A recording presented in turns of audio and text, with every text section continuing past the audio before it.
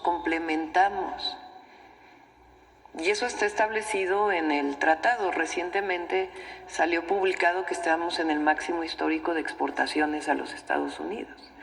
Entonces, Estados Unidos depende ya en mucho de México, somos el principal exportador, y nosotros también pues tenemos una relación muy importante de las economías. Nuestro objetivo también es que esto avance hacia el Centroamérica y Sudamérica para poder hacer todavía una fortaleza mayor económica de todo el continente, sin cerrarnos evidentemente a otros mercados y a otros países. Pero nos vamos a poner de acuerdo, no están en campaña, obviamente pues también hay mayores estridencias en uno u otro sentido, pero ellos saben y nosotros sabemos que es indispensable el acuerdo.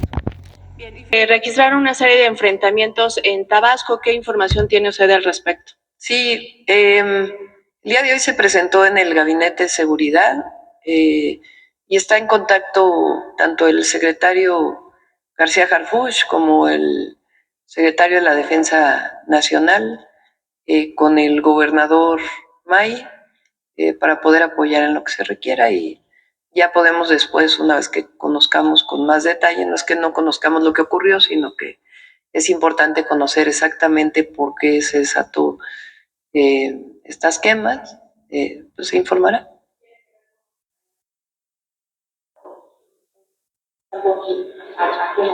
Pues hay que tener toda la información antes de especular. Sí, acá.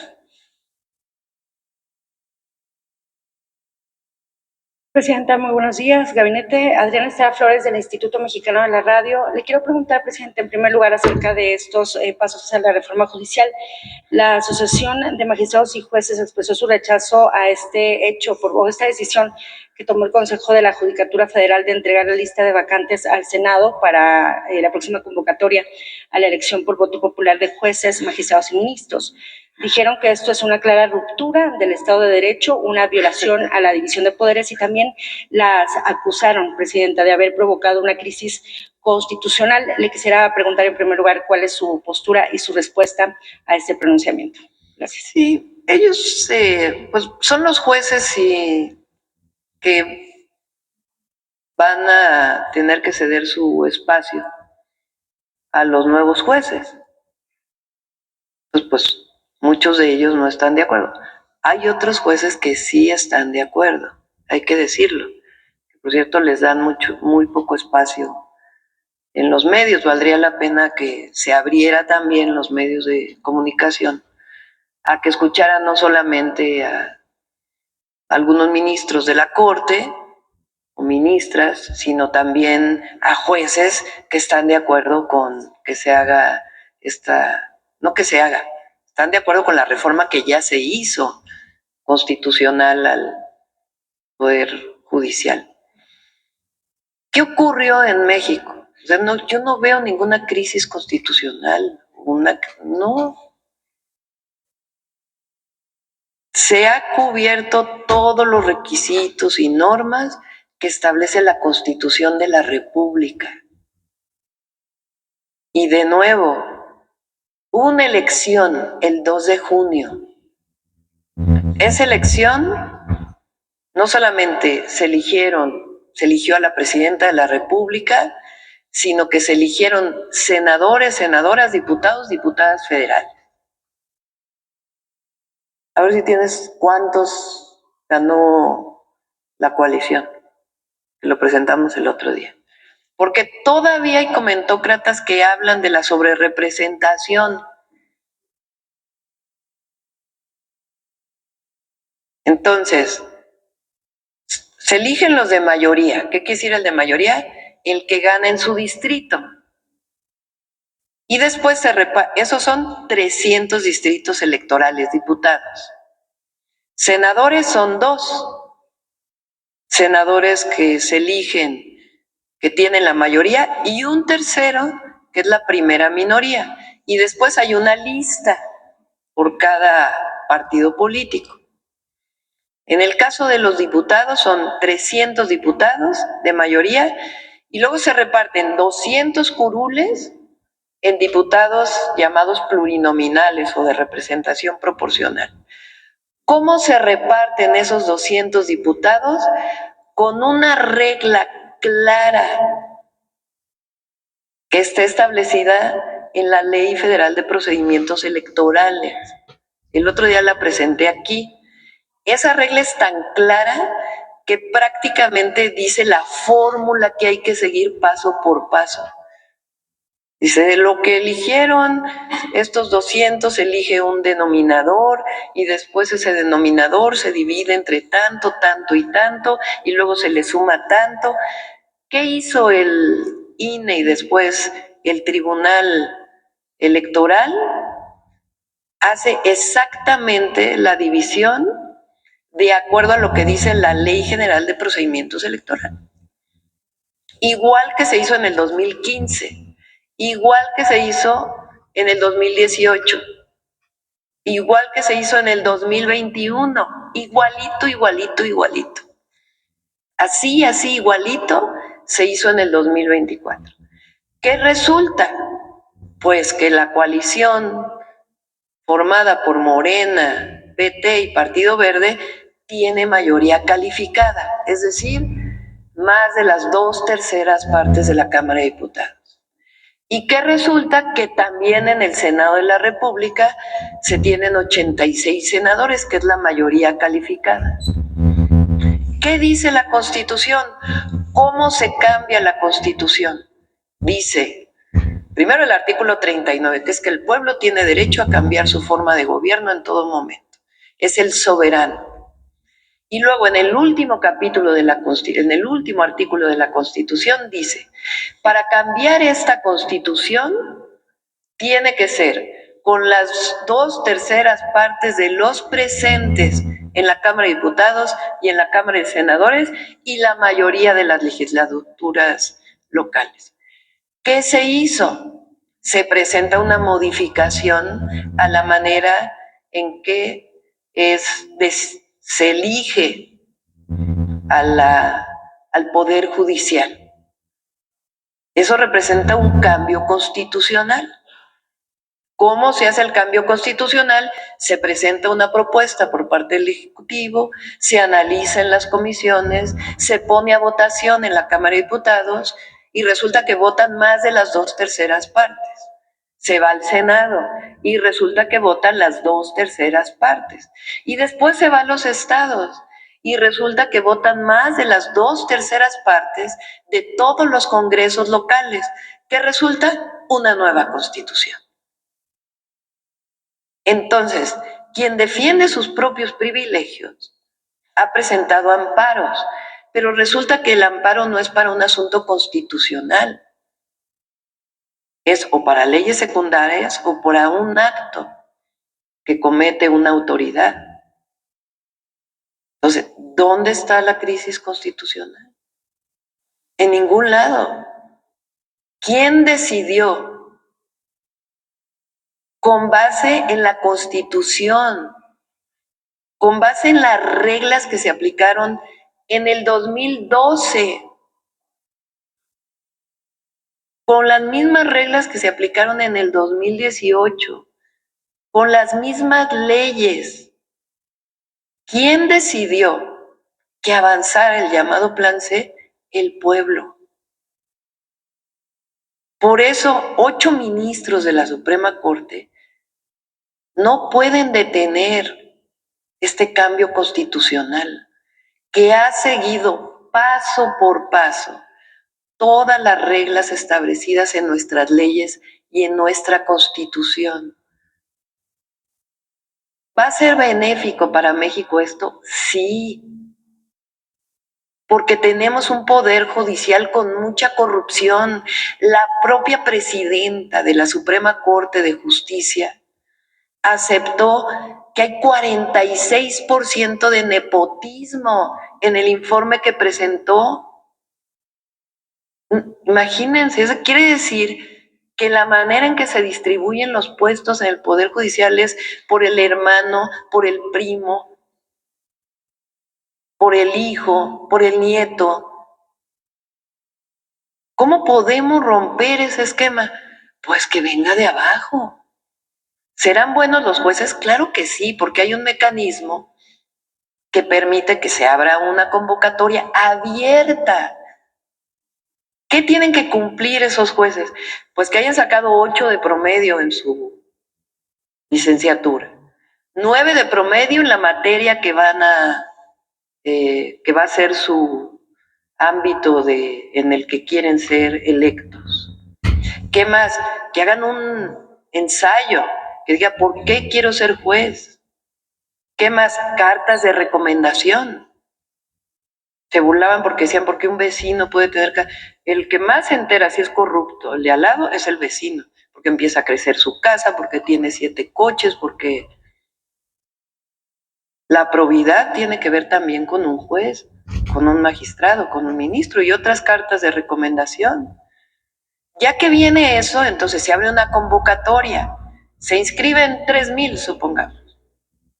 De esos 3,000 que se inscriben, pues entonces hay un comité en el Ejecutivo, un comité en el Legislativo y un comité en el Judicial.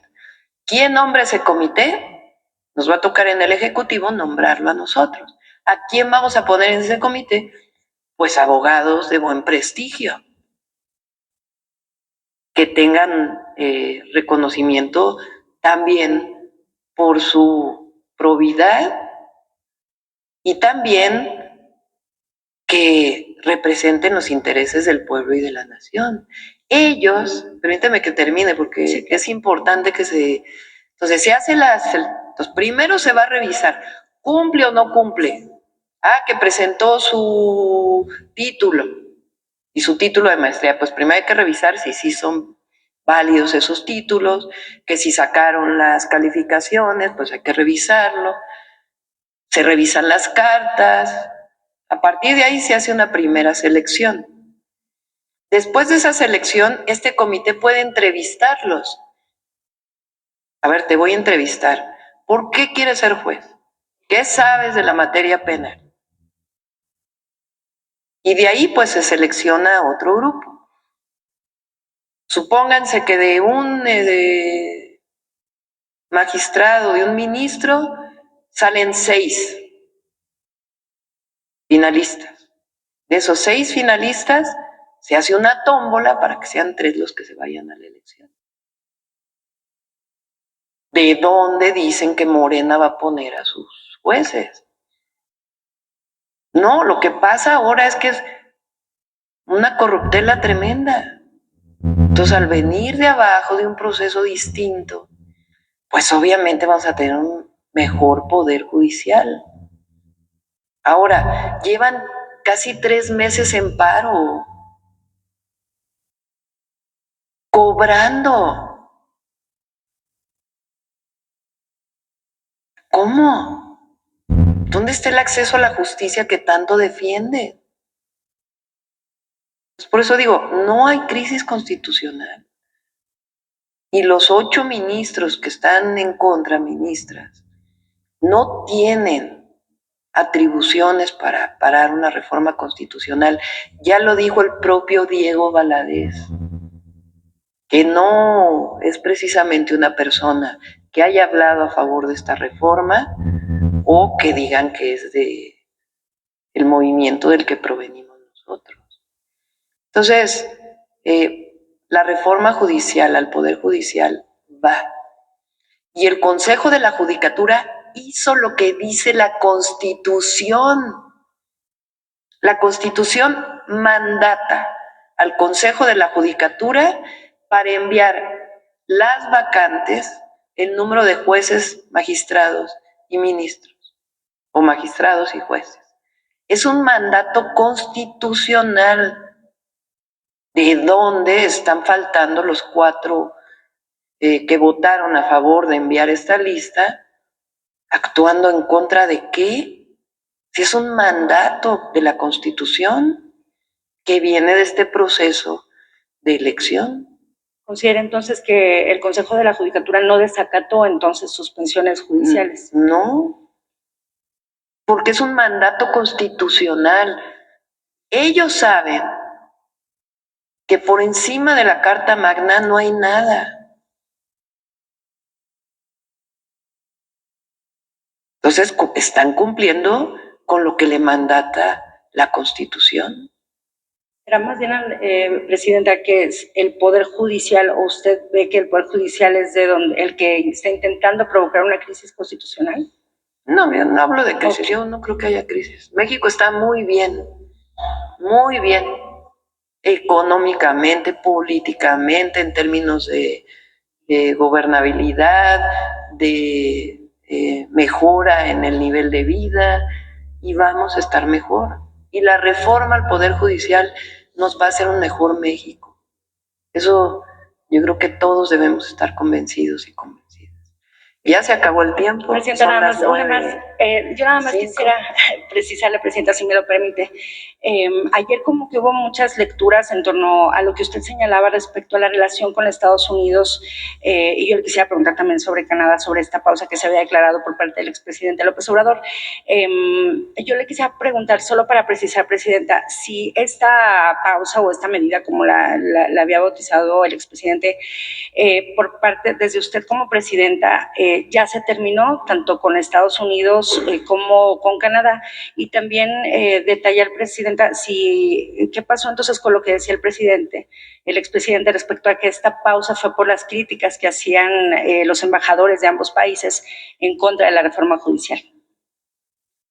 El día de ayer se reunió el canciller, Juan Ramón de la Fuente, que por cierto, en el Senado, el PAN votó en contra de Juan Ramón, que es un hombre reconocido nacional, internacionalmente,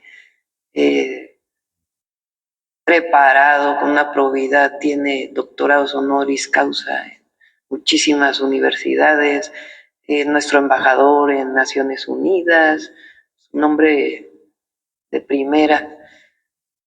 Y el argumento fue porque no quieren que le vaya bien al gobierno de la presidenta. Digo, nada más para que también veamos los niveles del debate. El canciller se reunió ayer con el embajador de Estados Unidos, con Ken Salazar.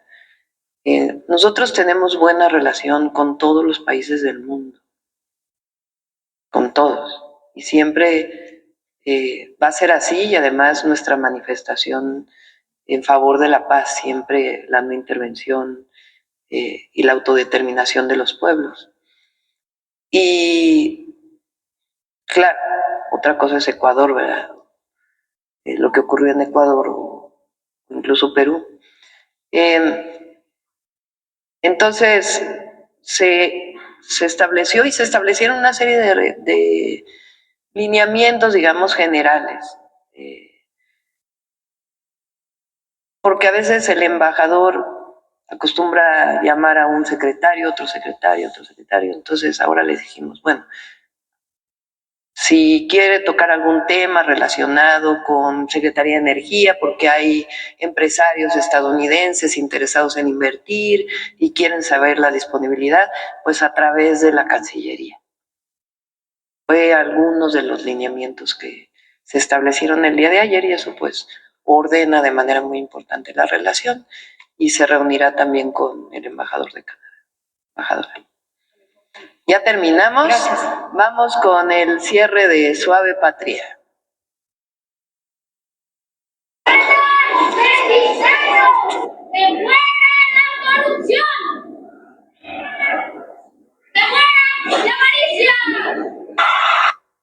Suave Patria, los viernes, tiene que ver con algo que hace alguien en México o fuera de México, nuestros paisanos, paisanas, que recupera nuestra tradición, que es reconocido, y nos los envían a la Coordinación de Comunicación Social. Entonces, en este caso es un pequeño que después del grito de independencia del presidente Andrés Manuel López Obrador se hizo viral porque dio el grito en su azotea.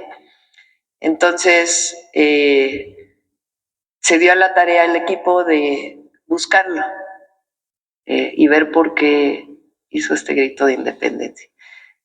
Vamos a dedicarlo, por ejemplo, los próximos viernes, viene el Día de Muertos, pues lo vamos a dedicar a ofrendas, a tradiciones que se hacen en todo el país, de ofrenda de Día de Muertos, de tapetes, de ceniza, para que sea esta cápsula con la que cerremos los viernes. Ahora sí.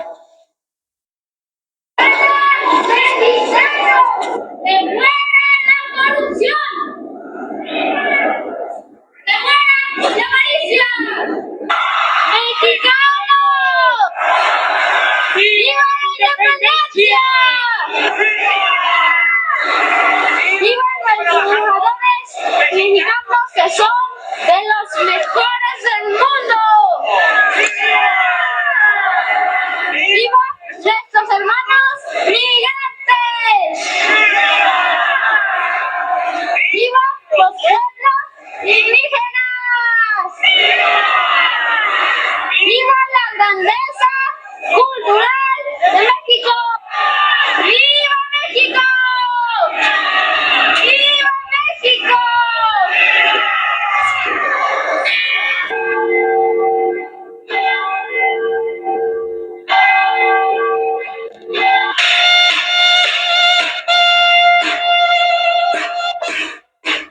Hola, soy Iker, tengo 10 años y vivo en la alcaldía Iztapalapa. Siempre supe que estuve preparado para algún día dar el grito de independencia en mi casa.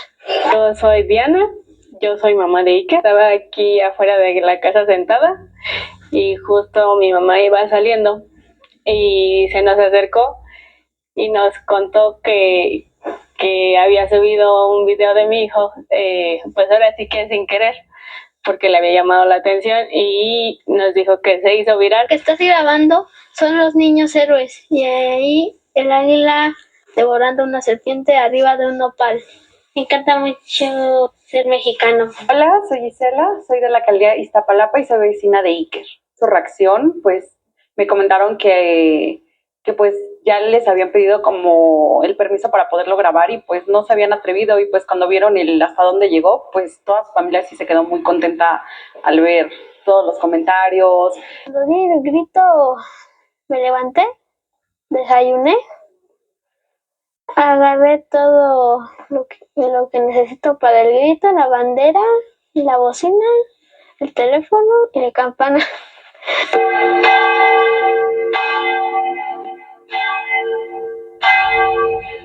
Mira, Claudia Sheinbaum, que es la primera presidenta de México y voy a verla su primer grito de independencia en el próximo año. ¡Suave patria! Muchas gracias a todos y todas. Buen día.